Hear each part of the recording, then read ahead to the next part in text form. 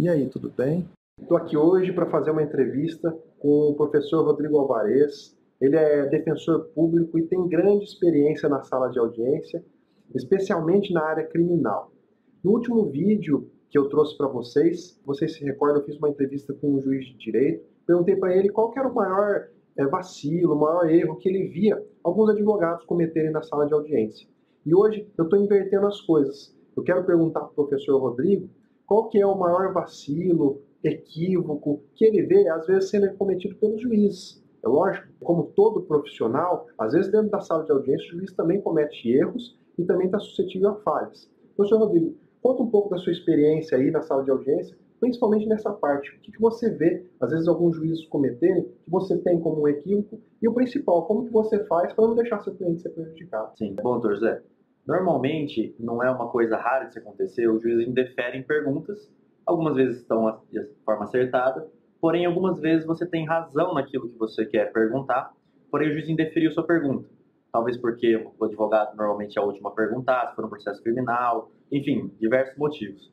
E quando acontece isso, você realmente precisa fazer sua pergunta ela é pertinente, você tem duas saídas. A primeira, ou você refaz sua pergunta, reformula ela de forma a ficar melhor, com melhor entendimento, para que o juiz possa entender o que você quer, ou você pede, explica para o juiz o porquê que você está fazendo aquela questão, aquela pergunta, e o porquê que aquela pergunta é tão importante para o seu caso. Se for uma audiência que está sendo gravada, que tem algum sistema já mais moderno de gravar a audiência, e o juiz indeferir a pergunta mesmo assim, depois, no teu recurso, na tua alegação, você pode, se for um procedimento criminal, por exemplo, alegar um cerceamento de defesa, assim por diante.